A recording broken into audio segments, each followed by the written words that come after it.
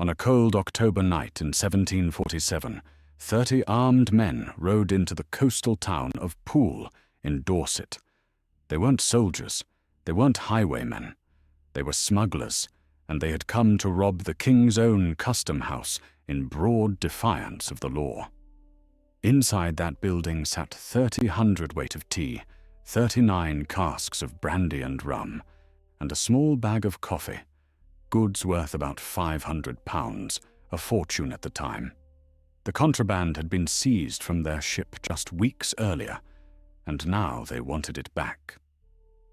By 2 in the morning, they had smashed their way inside, loaded the tea onto their horses, and vanished into the night without a single shot fired against them. No one dared to stop them. This was the Hawkhurst Gang, the most feared criminal organization in southeast England, and for more than a decade they ruled the Kent and Sussex coastline through smuggling, extortion, torture, and murder. Welcome to Clyde, Crooks, where forgotten gang wars and underworld histories get dragged back into the light. If you want more stories of real gangs, real blood, and real consequences, subscribe and ring the bell. New episodes drop 4 times a week. To understand the Hawkhurst Gang, you have to understand Britain in the early 18th century. Taxes on tea, brandy, tobacco, and silk were sky high, imposed by a government constantly at war and desperate for revenue. The cost of legal goods was so inflated that ordinary people simply couldn't afford them. Customs officers patrolled the southern coastline, but enforcement was weak, resources were thin, and the line between respectable citizen and career criminal was thinner still. Entire villages survived on smuggled goods. If you drank your tea, lit your pipe, or sipped your brandy in southeast England during the 1730s and 1740s, chances are you were funding a criminal network. Here, on the Kent and Sussex border, smuggling wasn't a side hustle or a desperate gamble. It was the economy. Fishermen, farmers, innkeepers, and laborers all played a part, either moving goods, storing contraband, or keeping their mouths shut when the gangs rode through. And out of this world of moonlit landings, silent convoys, and coastal raids, one crew rose to the top, the men of Hawkhurst. Hawkhurst was a quiet village nestled on the Kent-Sussex border. Fields, lanes, a church, a market square, and an inn. On the surface it looked like any other rural English settlement, but behind the postcard image was a network of hardened men who knew every track, hedge, barn, and safe house for miles around. The gang was first mentioned in records as the Hawkhurst Gang in 1735. They made their base in the Oak and Ivy Inn in Hawkhurst, and later established a secondary headquarters at the Mermaid Inn in the town of Rye, where they would sit openly with their loaded weapons on the table, daring anyone to challenge them. Many local legends claim the gang built a network of tunnels to move their goods unseen. But the truth is simpler and more brazen. They didn't need tunnels. They operated in the open, riding through larger towns in broad daylight, with pack trains stretching for miles, because they had the numbers, the weapons, and the willingness to use violence that made opposition suicide. A typical smuggling run started on the coast at night. Ships arrived from France, Guernsey, or the Channel Islands, loaded with tea, brandy, silk, and tobacco. Small boats ferried the cargo to shore, where waiting horses and pack mules stood ready. Dozens of armed smugglers formed what locals called a running gang, a convoy that could stretch across the dark fields for half a mile. They moved inland in silence, cloaks pulled tight, weapons hidden but ready. Villagers knew to shutter their windows and keep their lamps out. If the customs men appeared, they were outnumbered 10 to 1 and outgunned. The Hawkhurst Gang didn't simply evade the law, they confronted it. On one occasion, in 1744, the gang unloaded a considerable amount of contraband from 3 large cutters at Pevensey, and the smuggled goods were carried inland by around 500 packhorses. 500. That's not a criminal gang. That's a private army. At first, local people tolerated them, even supported them. Smuggling meant cheaper tea and brandy. It meant cash in hard times. It meant work for men who had none. The customs men were outsiders, agents of a distant government that taxed the poor into poverty. The smugglers were neighbors, friends, sometimes family. A little risk, a lot of reward. But tolerance has limits, and the Hawkhurst Gang crossed them repeatedly. In 1740, a riding officer named Thomas Carswell and a party of dragoons found about 1,500 weight of smuggled tea in a barn at Etchingham, and were taking it to Hastings in a cart. James Stanford of the Hawkhurst Gang rode around the area and collected about 30 men with horses and weapons. After drinking brandy to bolster their courage, they attacked the revenue party at Silver Hill between Hurst Green and Robertsbridge. They shot Thomas Carswell dead and captured the soldiers. One of the smugglers, George Chapman, was later executed and gibbeted, hung in chains as a warning, in his home village of Hurst Green. This was no longer tax evasion. This was open rebellion. On another occasion, when the gang was drinking at the Mermaid Inn in Rye, some 20 of them visited the nearby Red Lion, firing their guns into the air. A young bystander named James Marshall took too keen an interest in them. He was taken away and never seen again. No trial, no body. Just gone. That's how the Hawkhurst Gang operated. Public displays of force, casual brutality, and the understanding that anyone who looked too closely or talked too much would disappear. Fear became their currency. You didn't have to be an informer to be targeted. You just had to be in the wrong place, asking the wrong questions. Sometime in the early 1740s, Jeremiah Curtis joined the gang. Curtis had been part of a violent gang in the Hastings area, and he quickly became one of the Hawkhurst Gang's most brutal members. It was Curtis who led the whipping and beating to death of Richard Hawkins, a farm laborer from Walberton, whom they suspected of stealing 2 bags of the gang's tea. Hawkins was taken to the Dog and Partridge Inn at Slindon to be interrogated. He died of his injuries. His body was found weighted with rocks in a lake 12 miles away at Parham Park in the spring of 1748. Parham Park was owned by Sir Cecil Bishop, one of the local gentry. The message was clear: cross the gang, and it doesn't matter who you are or who you know, you end up in a lake. Then came the Poole raid.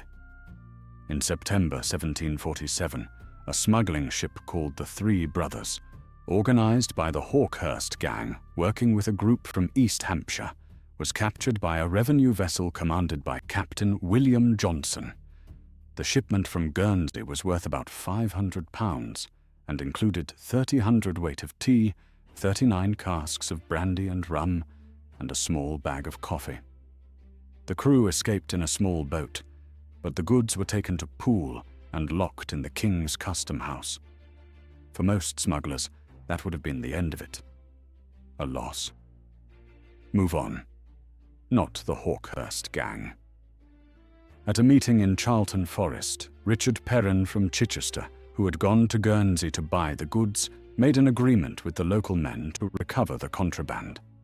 30 armed men, including Thomas Kingsmill, his lieutenant William Farrell, and about 7 other Hawkhurst men, rode to Poole.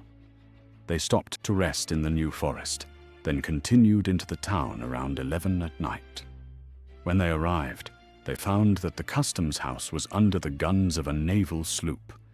The more local men were ready to abandon the attempt but the Hawkhurst men said they would continue alone.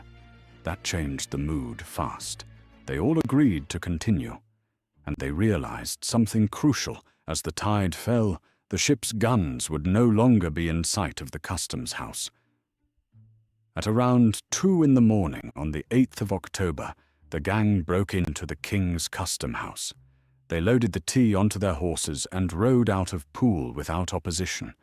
They left the brandy, rum, and coffee behind, presumably because they didn't have enough transport. But the tea alone was worth a fortune. The customs service was humiliated and furious. They offered a massive reward of £500 for the capture of the gang. That's the same value as the stolen tea. This wasn't just about smuggling anymore. This was about the state losing control of its own territory. Several months after the raid, a member of the gang known as Diamond was captured and imprisoned at Chichester. He had been recognized by a Fordingbridge resident, a shoemaker named Daniel Chater, who was given a small bag of tea by Diamond. Chater may not have intended to betray Diamond, but word of his knowledge got around. He was later called as a witness by the customs service, and he set off with an elderly revenue officer named William Galley to the remote downland village of East Marden to identify Diamond to a justice of the peace named Major Batin. They got lost. They stopped at the White Hart Inn at Rowland's Castle, a smuggler's pub, where the landlady fetched smugglers William Jackson and William Carter to investigate them. Galley received a blow to the face that drew blood, and he and Chater were given drink until they fell asleep. While they slept, the warrant to Galley was discovered. Both men were beaten and tied to a horse by local members of the gang, then taken north to the Red Lion Inn at Rake. During the journey, they were severely whipped, to the point that they both rolled under the horse's belly with their lashed feet pointing upward and their heads colliding with the hooves. After burying the customs officer William Galley alive in a nearby Fox Earth, the gang kept Daniel Chater chained in a turf shed at Trotton for several days before deciding to kill him. One of the gang, Tapner, used a knife to slash Chater across the eyes, nose, and forehead. Then the gang took their captive to a well at Lady Holt Park. After a botched attempt at hanging him over the edge of the well, Chater was killed when the gang pushed him in and pelted his body with logs and stones. The corpses were not discovered until the authorities were tipped off in 2 anonymous letters. This was the turning point. The murderous brutality of William Galley and Daniel Chater caused national outrage. Smuggling was one thing. Torture and murder of a customs officer and a witness was something else entirely. The public mood shifted. At Goodhurst, a village that had long suffered under the gang's threats and extortion, the people decided they had had enough. They formed the Goodhurst Band of Militia, led by a former army corporal named William Sturt, who locals called General. Enraged by this defiance, Thomas Kingsmill, a native of Goodhurst, threatened to burn the town and kill the residents. He set an appointed time, April 21st, 1747. When the gang attacked on the appointed day, the militia were well enough trained to shoot dead Kingsmill's brother George in the first volley of the Battle of Goodhurst, fought around St. Mary's Church. 2 more smugglers died before the gang withdrew. For the first time, the Hawkhurst Gang had been beaten. Not by soldiers or dragoons, but by ordinary villagers who were sick of living in fear. In 1748, Arthur Gray was apprehended and indicted on charges of felonious assembly with the intention of carrying away goods that customs duty had not been paid. In other words, smuggling. He was executed at Tyburn on Wednesday, May 11th, 1748. The same year, the government issued a list of men wanted for murders, burglaries, and robberies in Sussex, as well as the custom house break-in at Poole. The list was published in the London Gazette along with a request for information leading to the arrest of the smugglers. Any informant was promised a royal pardon, and as a further encouragement, the government offered a £50 reward for each smuggler who was captured. £50 per head. That was enough to change loyalties fast. The gang's greatest strength, their tight local network, became their weakness. Everyone knew everyone. Once one man talked, the entire web lit up. Names were given. Routes were mapped. Safe houses became traps.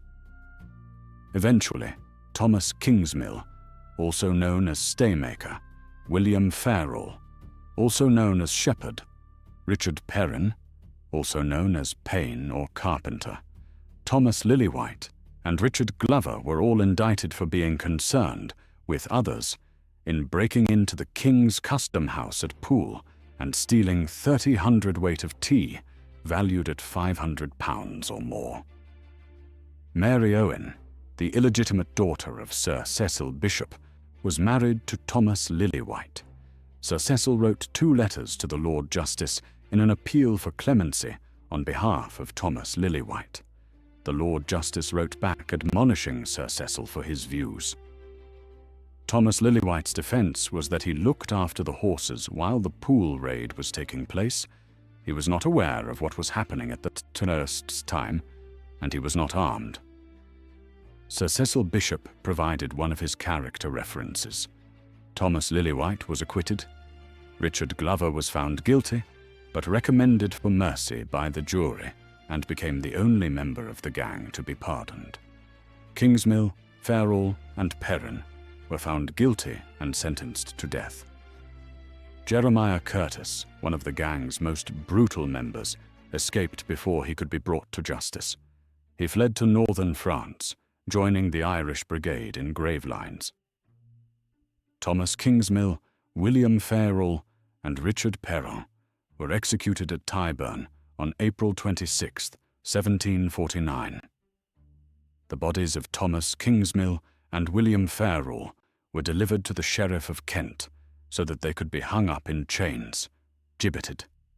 Kingsmill's body was displayed at Hawkhurst, the town he had threatened to burn. Farrell's was hung at Horsondown Green, where he once lived. 7 more members of the gang were tried at Chichester Assizes and sentenced to hang.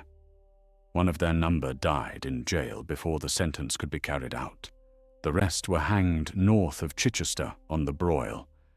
The principal murderers' bodies were then hung in chains, 1 on the Portsmouth Road near Rake, 2 on Selsey Bill, 1 near Chichester at Rooks Hill, and 1 at Horsemonden in Kent. Gibbeting was usually reserved for murderers and occasionally mail robbers, so it was an unusual punishment for smugglers. But it reflected how seriously the authorities took the actions of the Hawkhurst Gang. In all, at least 75 members of the gang were hanged or transported. 14 of the gang had their bodies hung in chains. The names of known smugglers were published in the London Gazette. Any smuggler so listed was instructed to hand themselves in within 40 days of the publication date. In Kent and Sussex, there are numerous memorials and plaques commemorating those gang members executed and gibbeted in 1749. On Broyle Road in Chichester, there is a weather-beaten stone known as the Smugglers' Stone, erected in 1749 to record the place of execution of 6 smugglers and the burial place of one of the convicted smugglers who died before his execution could be carried out. The inscription reads, "Near this place was buried the body of William Jackson, a prescribed smuggler, who upon a special commission of Oyer and Terminer held at Chichester on the 16th day of January 1748. 9 was, with William Carter, attained for the murder of William Galley, a custom house officer, and who likewise was together with Benjamin Tapner, John Cobby, John Hammond, Richard Mills the elder, and Richard Mills the younger, his son, attained for the murder of Daniel Chater." But dying in a few hours after sentence of death was pronounced upon him, he thereby escaped the punishment which the heinousness of his complicated crimes deserved, and which was the next day most justly inflicted upon his accomplices. As a memorial to posterity, and a warning to this and succeeding generations, this stone is erected AD 1749. According to author Alex Preston, a street named Dumb Woman's Lane, located near Winchelsea, owes its name to the smugglers removing the tongue of a local woman after she informed on them to the government authorities in the 1740s. The story of the Hawkhurst Gang is often sold as Smugglers Gone Too Far, but it's bigger than that. It's about what happens when poverty, high taxes, and weak enforcement create space for criminal organizations to become alternative authorities. It's about how ordinary people can be complicit, either through fear or profit, until the violence comes too close to home. And it's a reminder that gangs don't stay small. Give them time, money, and fear, and they start to think they rule. The Hawkhurst Gang weren't romantic outlaws or Robin Hood figures. They were extortionists, torturers, and murderers who used the cover of smuggling to build a reign of terror across southeast England. They killed customs officers, tortured witnesses, abducted anyone who looked at them wrong, and raided the king's own custom house like it was a corner shop. They thought they were untouchable, and for more than a decade, they nearly were. But terror cuts both ways. You can frighten a village into silence for years. You cannot terrorize an entire county forever. When the violence became too much, when the murders of William Galley and Daniel Chater shocked the nation, the silence broke. Informers came forward, the state mobilized, and the gang that once rode through towns in broad daylight with loaded weapons on their tables ended up swinging from gibbets, their bodies left to rot as warnings to anyone else who thought they could replace the law with fear. Centuries later, the pattern repeats in city estates, docklands, and border towns. Different goods, different weapons, same logic. Control territory, control silence, control people. The Hawkhurst Gang are gone, their bodies long dust, their inns now curiosities on tourist maps.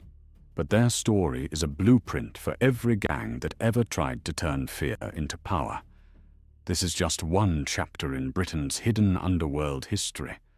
If you want more stories like this, from Glasgow's razor gangs to forgotten county crews, hit subscribe, drop a like, and tell us in the comments which gang story you want next. This is Clyde Crooks. See you in the next war.